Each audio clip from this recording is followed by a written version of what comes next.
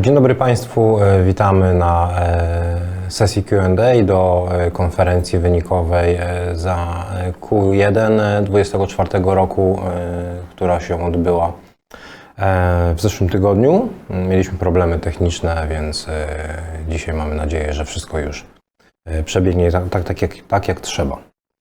Jeśli chodzi o pytania, to... No tak, jeżeli chodzi o sam sposób działania dzisiaj podczas tej sesji, to my sobie przygotowaliśmy trochę takiego podsumowania jeszcze, żeby wrócić do tych rzeczy, o których mówiliśmy ostatnio i w miarę sprawnie je podsumować. Natomiast przez cały czas trwania rozmowy możecie Państwo na czacie zadawać pytania, jakie macie, ewentualnie można podnosić rękę i też będzie głosowo później. Będziemy dopytywali o te głosowe pytania. Natomiast zbieramy najpierw pytania pisemne na czacie, a w drugiej kolejności będziemy na te wszystkie podniesione ręce odpowiadać i też te pytania adresować. Także oddaję głos Krzysztofowi, trochę zrobię wprowadzenie. Tak. Także korzystając z okazji, że możemy jeszcze dzisiaj się z Państwem spotkać, mamy tutaj trochę tematów, które chcielibyśmy, związanych ze StarRapture, o które chcielibyśmy rozwinąć nasze poprzednie spotkanie.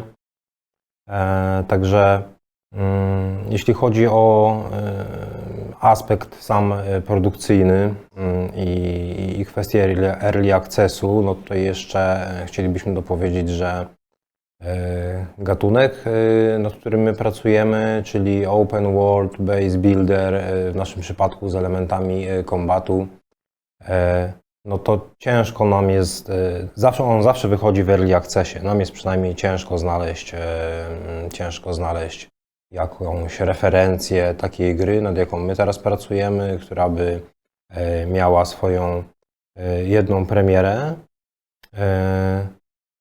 I to dlatego się dzieje, że tego typu gry mają gigantyczną zawartość kontentu.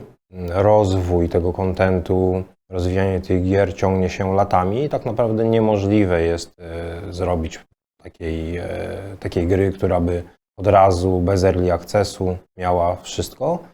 Tym bardziej, że gdzieś tam po drodze te kierunki się jeszcze kształtują, więc taki jest ogólnie przyjęty model w tym naszym gatunku. My sobie obserwujemy rynek od wielu lat i tak samo było w przypadku Green Hella, tak samo jest w przypadku StarRapture. Obserwujemy to, co się dzieje, jak to jest robione, jak to robią firmy, które odnoszą sukcesy. Także stąd nasz model się nie zmienia, jest early accessowy. Natomiast early access to nie oznacza słaba jakość.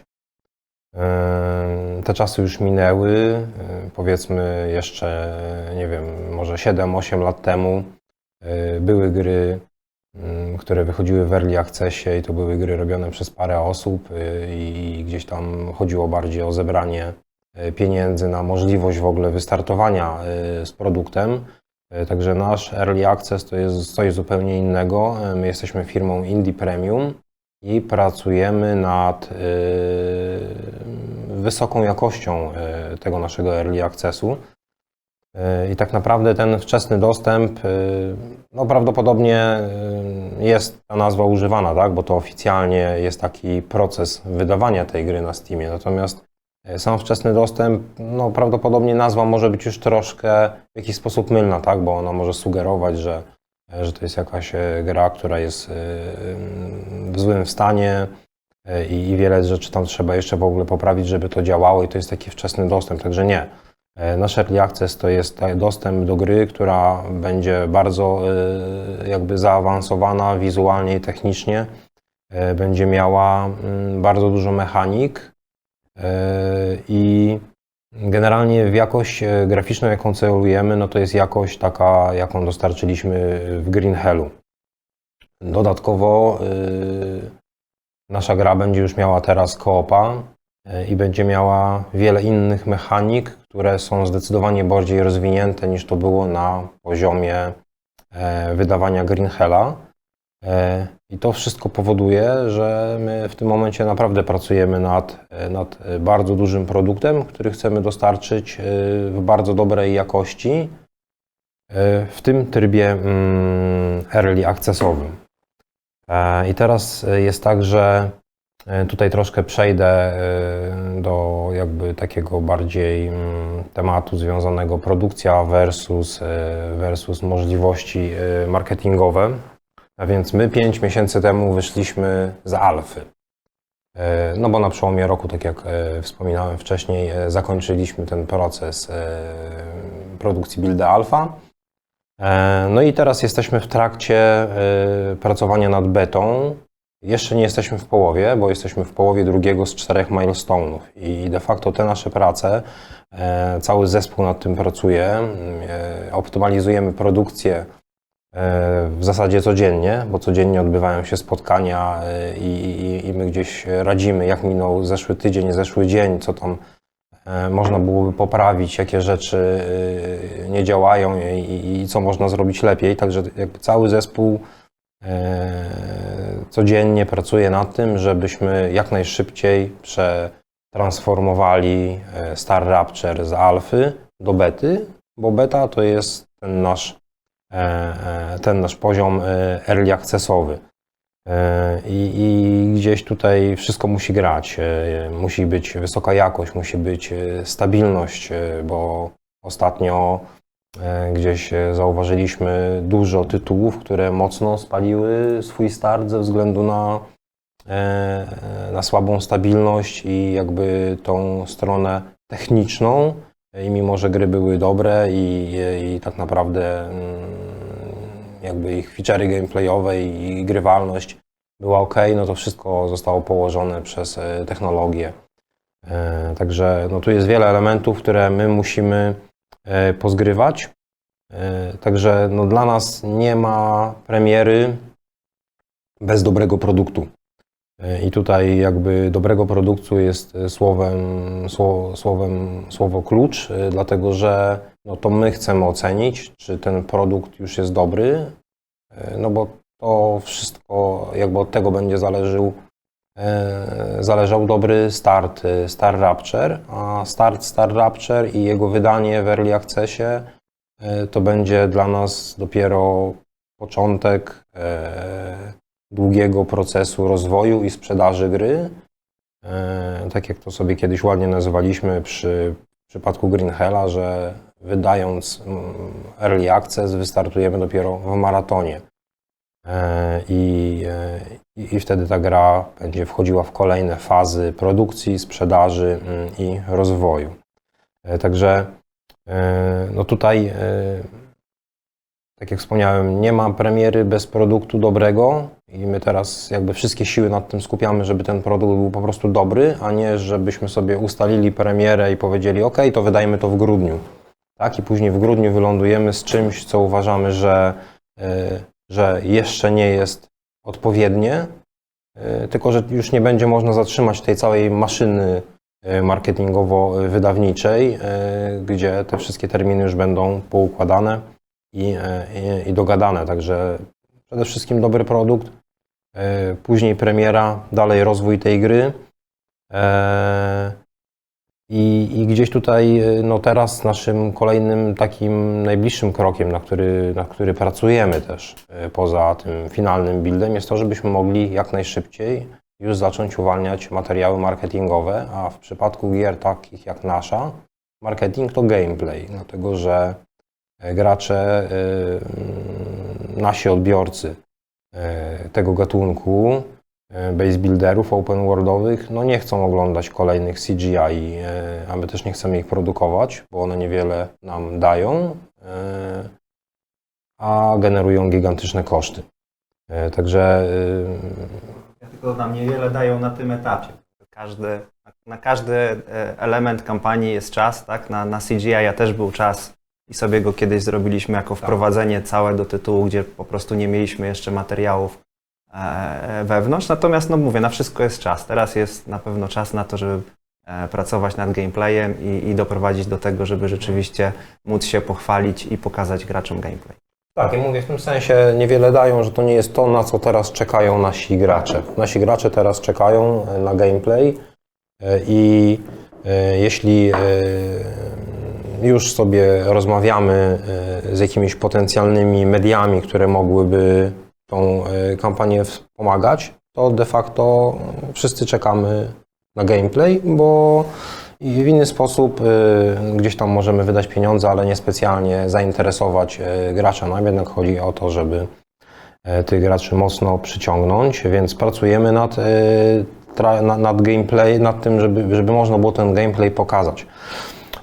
I teraz istotne tutaj jest to, że trailer gameplayowy, który byśmy chcieli pierwszy, powiedzmy tak, no bo to też gdzieś, jak już to wszystkie elementy będą poskładane, to chcielibyśmy zrobić jak najwięcej tych materiałów. Natomiast zakładamy, no, że pierwszy trailer gameplayowy powinien pokazać wszystkie główne USP gry, takie kluczowe filary, na czym się ta gra opiera, i my musimy je wszystkie mieć na takim poziomie, żeby się móc nimi pochwalić. I my teraz je kompletujemy. Mamy już dużą część tego zrobioną, która już działa. W zasadzie jest ona już w docelowej jakości technicznej i wizualnej, natomiast brakuje nam jeszcze paru istotnych elementów. I to jest nad jednym z tych elementów teraz pracujemy i są to mechaniki związane z kombatem, z infekcją, czyli ten taki nasz, to co będzie wyróżniało Star Rapture w base builderach, tak? Że to nie będzie gra tylko o budowaniu baz i menadżowaniu nimi, tylko będzie jeszcze istotny czynnik walki z wrogiem, więc my musimy doprowadzić to do takiego poziomu, że stwierdzimy, że to już fajnie działa, to już dobrze wygląda i teraz już możemy dorzucić do tych elementów, które już stworzyliśmy i działają, i mamy materiał gameplayowy, bo nie chcielibyśmy teraz pokazać trailera, który jest bez kombatu, no bo to będzie jasny sygnał też w stronę graczy, że to jest kolejny base builder o budowaniu, tak? Nic tam nie będzie dodatkowego. A dla nas ten kombat jest bardzo istotną rzeczą, więc musimy mieć wszystkie te elementy, żeby zacząć się gameplayem chwalić, i na tym gameplayu chcemy oprzeć nasze działania marketingowe, które się wydarzą. Teraz jeszcze może kilka słów, bo też wspominaliśmy na konferencji o tym, że mamy zespół marketingowy, który zajmuje się tematami związanymi z promocją gry. No to tutaj jakby jeszcze kilka takich słów dodatkowych na temat tego zespołu i tworzenia materiałów. Generalnie to jest taki zespół operacyjny. To nie jest zespół, który ma służyć później do tego, żeby publikować te treści i je, powiedzmy, własnymi rękami rozpowszechniać na świecie. Do tego posłużą nam media, influencerzy, i to jest jakby dla nas oczywiste. Natomiast no, to jest zespół, który koordynuje powstawanie u nas. No teraz pracujemy nad devlogami, ale ten zespół będzie koordynował powstawanie materiałów gameplayowych u nas, dlatego że nie ma też innej możliwości.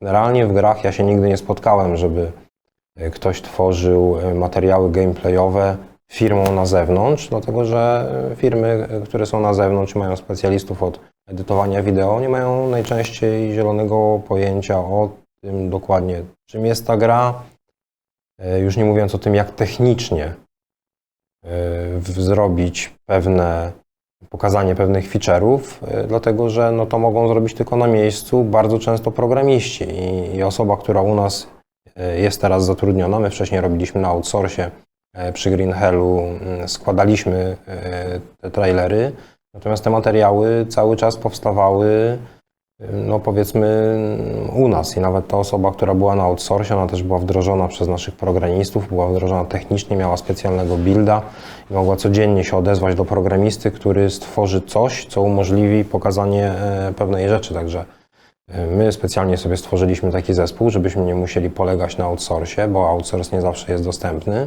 żebyśmy mogli sami tworzyć u siebie materiały gameplayowe przy pomocy wideoedytora, przy pomocy programistów, bo to jest niezbędne.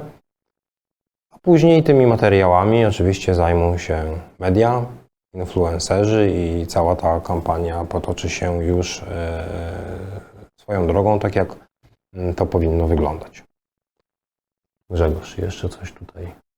Ja myślę, że Chcesz to dodać, najważniejsze rzeczy powiedziałeś, że to, o czym my mówimy, że jakby wewnętrznie te kompetencje marketingowe rozwinęliśmy, to rzeczywiście tak jest, natomiast my to mówimy jakby w odniesieniu do tego, gdzie byliśmy wcześniej. To, co Krzysztof powiedział, że korzystaliśmy z outsource'u i no, jakby byliśmy małym zespołem, to było dla nas rozwiązanie, nie chcieliśmy mieć na pokładzie zbyt wielu osób we wszystkich obszarach, też jakby rozwijaliśmy się głównie produkcyjnie.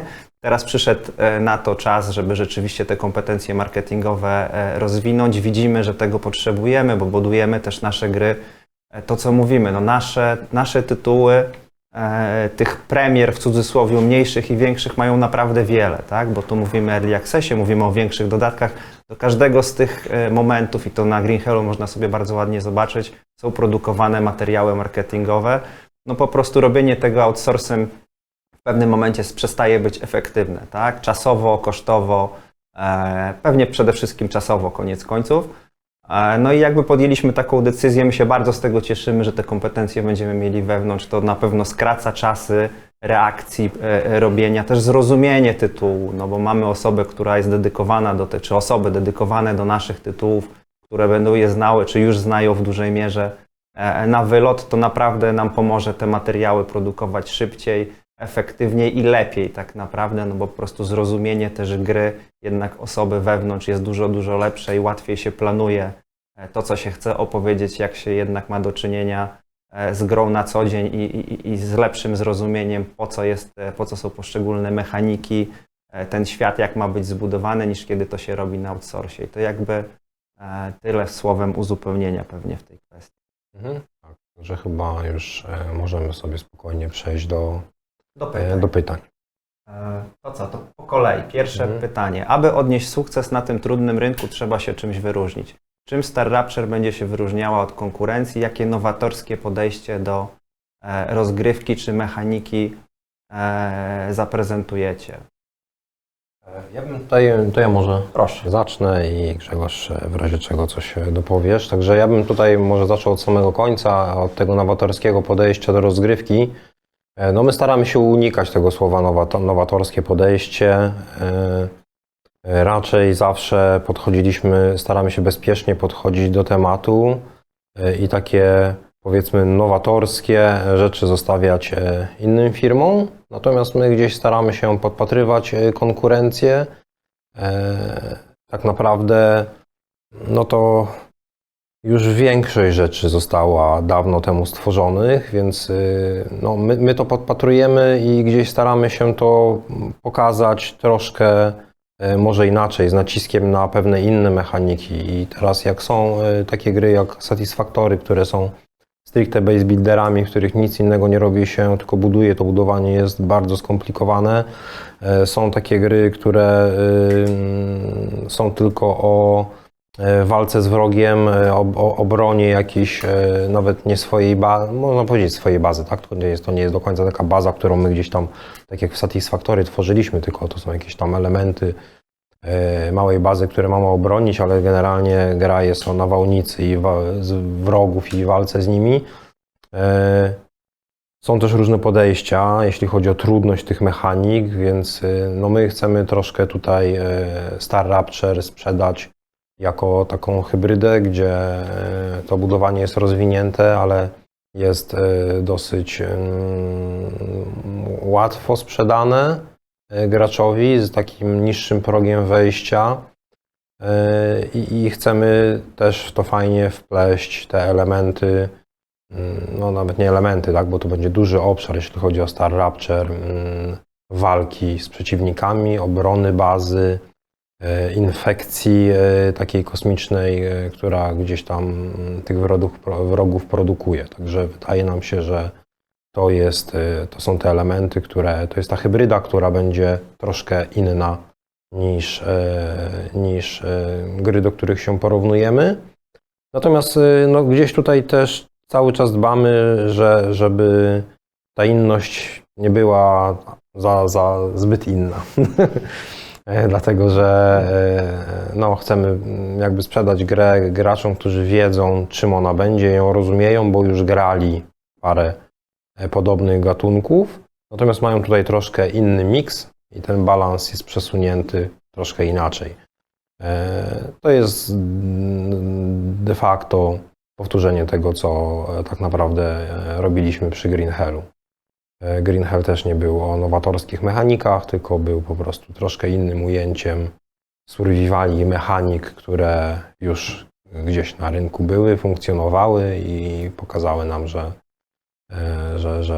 te elementy działają, więc nie chcemy tworzyć czegoś nowatorskiego, bo to może zostać niezrozumiane. Jakby czasem się może udać z czymś nowatorskim, a czasem może się nie udać. My uważamy, że bezpiecznie jest robić coś, co jest graczom znane, ale zrobić to troszkę inaczej. Tak, to myślę, że w tym pewnie temacie wszystko. Następne pytanie. Czy obserwujecie ostatnie sukcesy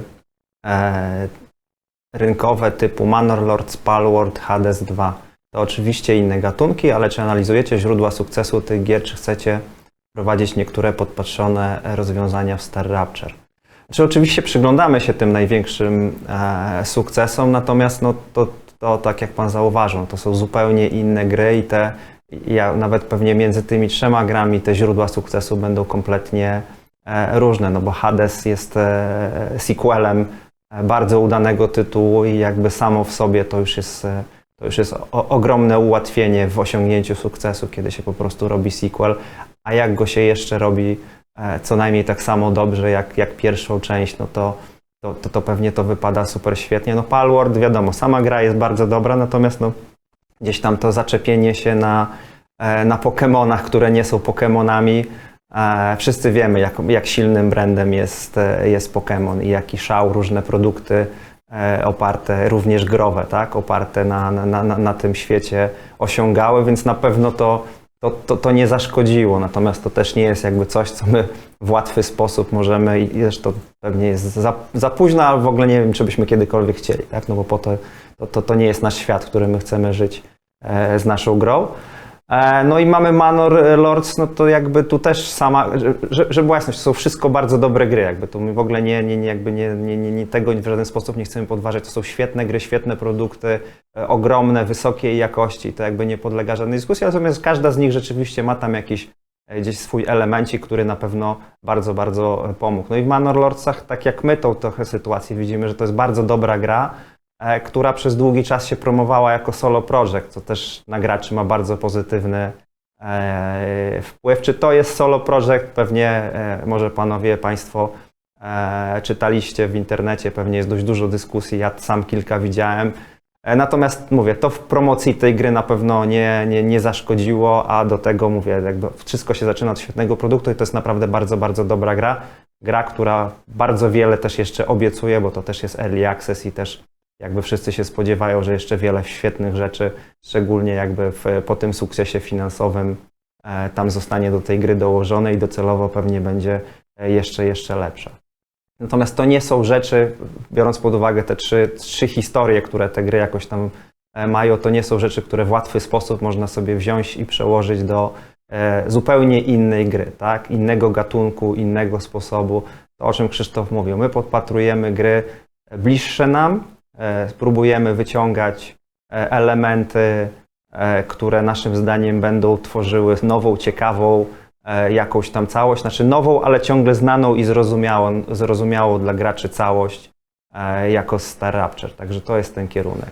No ale Grzegorz, analizujemy je, bo sama twoja wypowiedź w dużym skrócie, co przedstawiłeś, świadczy o tym, że tak bardzo dużo premier analizujemy i analizujemy też produkty, które są nieudane. Myślę, że nawet z taką samą wagą się im przyglądamy, dlatego że bardzo ciekawe jest dla nas zawsze, dlaczego gra, która na pierwszy rzut oka wygląda całkiem dobrze, nie sprzedaje się i tutaj jest, wydaje mi się, też dużo rzeczy właśnie do zanalizowania i to nam czasami też pokazuje jakąś drogę, czego unikać. To realnie są też tak naprawdę dużo lepsze lekcje dla nas, albo nawet przypomnienia, nie lekcje, bo też jakby patrząc na te nieudane gdzieś tam, czy niespodziewane porażki, o tak, gdzie wydawało się, że musi być świetnie, no to te błędy są dość powtarzalne, tak?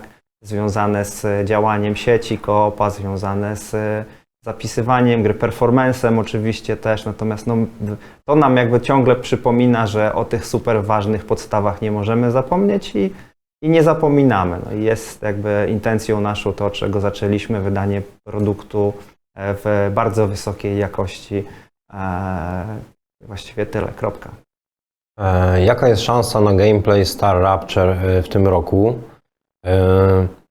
No, nie chcielibyśmy tutaj nic gwarantować, bo wiadomo, że gwarancje jakby przy produkcji gier niczemu nie służą, natomiast no ciężko nam jest sobie wyobrazić, że go nie będzie i de facto my, no teraz jesteśmy w takim trybie, że tak jak wcześniej wspomniałem, czekamy na te elementy, nad którymi jeszcze pracujemy, żeby można było je z tym, co mamy, już pokazać. Także no nie chcę mówić tak, czy to będzie za miesiąc, czy za 2, no ale robimy wszystko, co możemy, żeby po pierwsze tego builda betowego, early accessowego zrobić jak najlepszego, ale wiemy o tym, że wcześniej musimy mieć, znacznie wcześniej musimy mieć materiały gameplayowe i zacząć tą grę tym gameplayem już promować. Także w chwili obecnej, odpowiadając już krótko, nie widzimy opcji, żeby się te materiały nie ukazały w tym roku.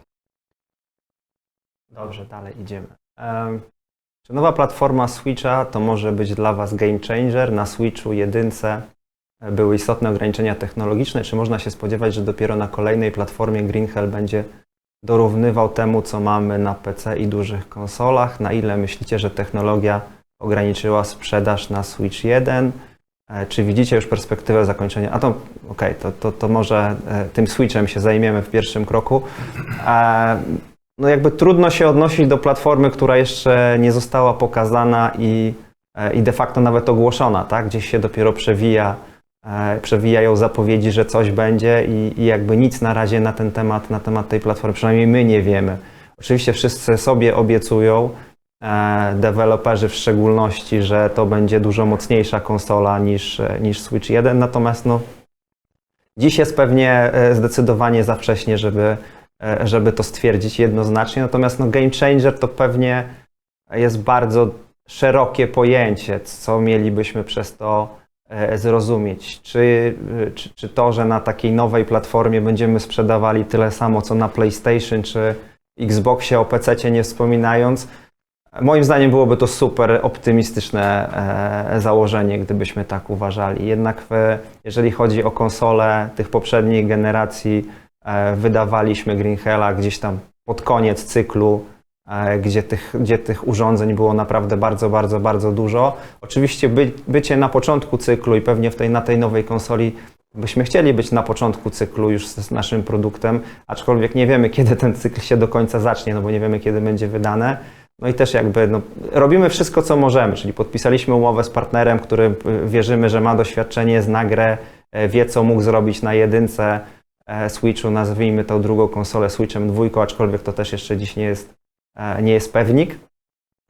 Więc mamy nadzieję, że tak, że dowiezie lepszy produkt jakościowo, z większą ilością kontentu, no bo pogra na Switchu 1 jak najbardziej była ciągle super prosta, ale jakby wpływ tego, co się wydarzy, no to teraz jest zdecydowanie za wcześnie, żeby się na ten temat pewnie wypowiadać. Natomiast jakiś pozytywny wpływ na nasze wyniki w tym okresie, kiedy to się wyda i kolejnych, na pewno byśmy tam widzieli, tak? Ale myślimy, że on nie będzie jakoś dramatyczny. Jednak główne platformy to jednak konsole i PC, to nawet w odwrotnej kolejności PC i konsole. Tak, ale zobaczymy, no bo to jakby się Nintendo no też nie bez powodu idzie w kierunku rozwoju tej technologii, większej wydajności.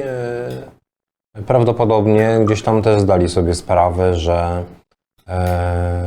że mogliby sprzedawać też gry inne, większe, ładnie wyglądające, jeśli by nie mieli tych ograniczeń technologicznych, więc myślę, że ten ruch ze strony Nintendo ma spowodować, że między innymi takie gry jak Green Hell, które były mocno przycinane, będą się właśnie sprzedawać lepiej. Na pewno wiemy, że coś tam nas ominęło, tak? Żeby skwantyfikować, ile nas ominęło, pewnie to nie mamy danych, żeby jakby tu nawet szacować cokolwiek, no ale samo to, że nie dało się zrobić wersji co-op na Switcha 1, no to na pewno istotnie negatywnie wpłynęło na potencjał tego tytułu, natomiast to jakby nie zmienia postaci rzeczy, że my jesteśmy zadowoleni bardzo z tego, co udało nam się na Switchu osiągnąć, bo Green Hell się naprawdę bardzo dobrze tam sprzedawał, jak na grę, która no, miała tam nie wszystko to, co w wersji PC-towej i wiele kontentu i nie miała jeszcze co-opa. To naprawdę był to naszym zdaniem bardzo, bardzo dobry ruch, żeby tam jednak się pojawić. I druga część pytania, czy widzicie już perspektywę zakończenia wsparcia Green Hell 1, żeby przerzucić siły na 2? Bez zakończenia wsparcia 1 chyba ciężko rozpędzić pracę nad 2, biorąc pod uwagę dostępne zasoby. To ja bym powiedział nawet więcej, że bez zakończenia Early Accessu Star Rapture trudno sobie wyobrazić rozpędzanie prac nad 2, więc jakby to jest może nawet jeszcze bardziej kluczowe. O to, co zawsze mówimy. Jeden główny tytuł robimy i drugi wspieramy, więc pewnie tak. Natomiast no, tak, no jak będziemy chcieli większą ilością ludzi pracować nad 2, no to pewnie to będzie już, znaczy właściwie na pewno będzie to oznaczało koniec wsparcia dla Green Hella, szczególnie, że no, to wsparcie, jak widać, staramy się kontynuować, dokładamy nowy content. On jest też pozytywnie odbierany, ale krańcowa jakby użyteczność tego kontentu i dla graczy, i dla nas jest coraz mniejsza, no bo dodajemy ciągle content do już coraz większej gry i teraz zrobienie czegoś, co będzie, właśnie już użyję tego game changerem, dosłownie, i w przenośni, jest bardzo trudne, tak? Trudno do Green Hella 1 dołożyć coś takiego, żeby sięgnąć po jakieś zupełnie nowe audytorium i ściągnąć tam graczy, którzy nigdy wcześniej nie myśleli o tym, że chcieliby tą grę kupić. Także tu pewnie, mówię, zarówno efekty z punktu widzenia graczy, jak i z naszej perspektywy sprzedażowe są malejące w czasie tych kolejnych dodatków. To jest też dla nas takim wyzwaniem produkcyjnym na najbliższy czas, nad którym pracujemy, tak żeby można było w miarę płynnie przejść z produkcji Star Rapture do początków produkcji Green Hella, zagospodarować odpowiednie zasoby, które zaczną się zwalniać. Te zasoby też się zawsze zwalniają w różnych działach zupełnie inaczej. Gdzieś tam najczęściej programiści i część QA-owa pracuje najdłużej nad produktem, natomiast gdzieś tam po drodze zaczynają się zwalniać pewne zasoby i to jest naszym celem, żeby już się temu przyglądać i tam, gdzie można, zacząć zagospodarowywać tych ludzi pod kątem oczywiście Green Hella II, no ale zdecydowanie to, co powiedział Grzegorz, czyli nie rozkręcimy tego na dobre, dopóki nie doprowadzimy teraz do wydania Early Accessu Star Rapture. Dobrze, kolejne pytanie. Rozumiem, że spółka planuje rozbudowywać Star Rapture w kolejnych latach i będzie udostępniona w przyszłości roadmapa. To tak, no jakby to, o czym mówiliśmy, te gry rządzą się swoimi prawami, Early Accessy rządzą się swoimi prawami i tam oprócz tego, że chcemy dostarczać produkt wysokiej jakości, no to też dostarczamy w cudzysłowie obietnice rzeczy, które do tej gry jeszcze dołożymy w przyszłości. Część z nich pewnie nawet może będzie prawie gotowa albo gotowa już na moment Early Accessu. Natomiast tak, trzeba graczom pokazać, że szczególnie na początku, w tym początkowym okresie życia tego early accessu i w ogóle gry takiej jak nasza, że zamierzamy ją rozbudować, więc ta roadmapa pewnie w okolicach debiutu się od razu też powinna pojawić, gdzie będziemy opowiadali czy mówili o tym, co jeszcze do tej gry zamierzamy później dołożyć. Dalej, macie już pomysł, w jaki sposób różnicować rozrywkę. Survivale często mają mechaniki, które męczą gracza, na przykład coraz to większe wymogi pozyskiwania surowców, aby odblokowywać nowe elementy. Planujecie dodać możliwość kustomizacji rozgrywki, natomiast na przykład dając graczowi możliwość zmniejszenia wymaganych surowców do budowy bądź zwiększenia zdobywanego expa. No to już jest takie bardzo Super szczegółowe tak, pytanie i gdzieś prawdopodobnie mocniej też na dyskusję z naszym głównym designerem. Natomiast no, nie wnikając tak super w szczegóły, no bo tych szczegółów jest bardzo dużo, to generalnie jest tak, że my chcemy urozmaicić samo to, no bo ten cykl taki pod tytułem pozyskiwanie surowców, odblokowywanie nowych elementów, no jest to pewien standard, tak, który gracze znają, rozumieją i tego też się spodziewają, jeśli lubią tego typu gry. Natomiast no, powiedzmy sobie, czy to jest męczące dla gracza, zależy jak to zostanie sprzedane, tak? No bo jakby niektóre tytuły swoją sprzedażą pokazują, że nie wszyscy się tym męczą, a czasami nawet te mechaniki są doprowadzone do takiego i do bardzo wysokiego poziomu trudności i jednak mają super rzesze graczy i fanów. Natomiast my gdzieś chcemy tutaj to wszystko w ten cały taki zwykły jakby tryb wpleść, dużo eksploracji, dużo walki z przeciwnikami i z infekcją. No i gdzieś tam mamy też zmienne warunki jakby środowiska, nad którymi pracujemy. Do Early Accessu będzie dostępna część tylko tego, ale to też będzie jakby pewien efekt środowiskowy, który będzie nam tą rozgrywkę zmieniał też pod kątem pozyskiwania surowców. Także no jest wiele elementów, nad którymi pracujemy, żeby było przyjemnie.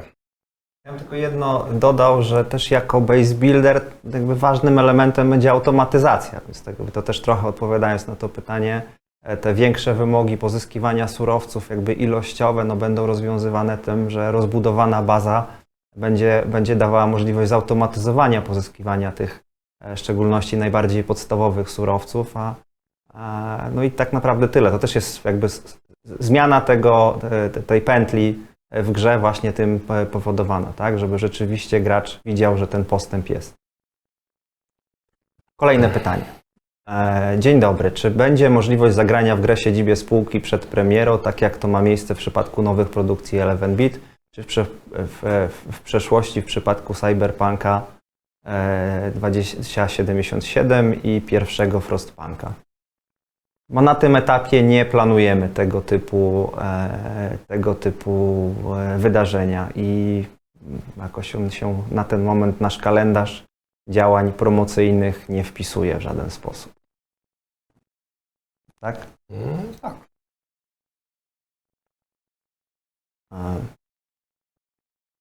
Kolejne pytanie. Jakiej wysokości środki spółka chce przeznaczyć na kampanię marketingową? Jaki zasięg Państwo chcą osiągnąć? Jakich mediów użyć? Nie mamy konkretnego budżetu. Znaczy, na pewno chcemy uniknąć takiego marketingu dość popularnego przy wielu usługach, nie wiem, facebookowych kampanii czy tym podobnych rzeczy, instagramowych i tak dalej, bo wiemy, mamy doświadczenie, że tego typu płatne działania nie są efektywne i nie konwertują.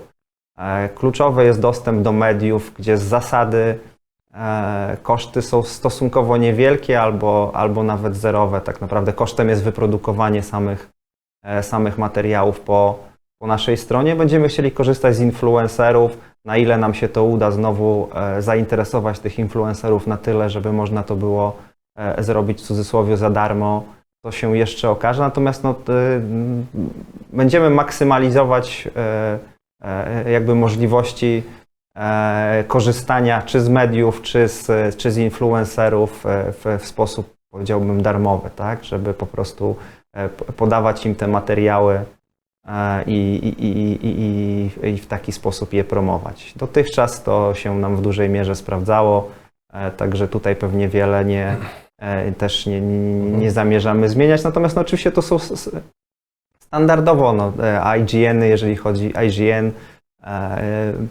PC Gamer, tak, te największe media growe, no pewnie lokalne tutaj nasze, wiadomo, polski rynek nie jest dużym rynkiem, natomiast też oczywiście w jakimś stopniu będziemy chcieli do tych naszych mediów lokalnych tutaj growych, specjalistycznych sięgnąć.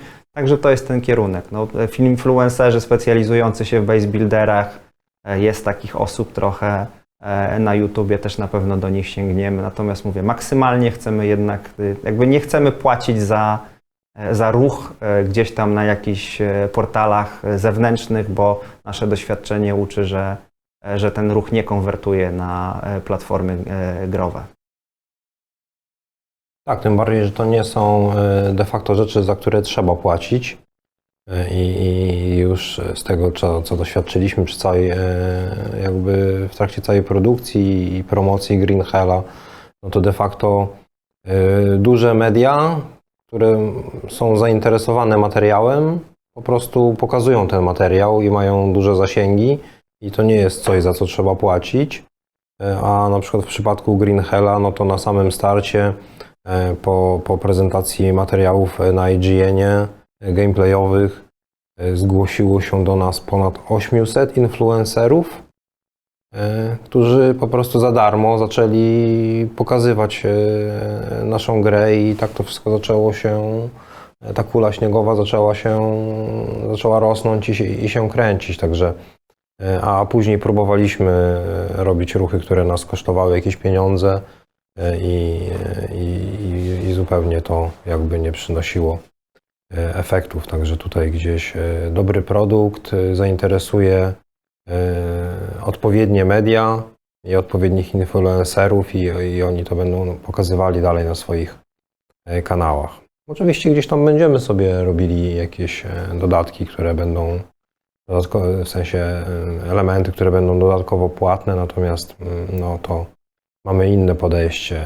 Nie mamy takiego podejścia, tak, że mamy przeznaczone 3 miliony na kampanię marketingową, więc 1 milion zapłacimy tym, ci nam zrobią z CGI jeszcze jednego za 1 milion, a resztę rozdamy gdzieś tam, no bo to później się nie przełoży w zasadzie jakby fajnie, bo sobie powiemy, że dużo żeśmy zainwestowali w marketing, tylko że efekty niekoniecznie mogą być takie, jakbyśmy chcieli. I to było ostatnie pytanie. Nie widzimy żadnych podniesionych rąk, jeżeli chodzi o pytania głosowe, więc ostatnia szansa, jeżeli ktoś z Państwa chciałby coś dodać do tych rzeczy, które już opowiadaliśmy. A jeśli nie, już mamy pierwsze osoby opuszczające spotkanie, to bardzo dziękujemy. Mamy nadzieję, że jakoś zaspokoiliśmy Państwa cierpliwość, że wyjaśniliśmy większość rzeczy, no w tym przypadku związanych ze Star Rapture, bo w sumie wokół tego tematu się tutaj najwięcej rzeczy obracało. Także dziękujemy i do zobaczenia w przyszłości.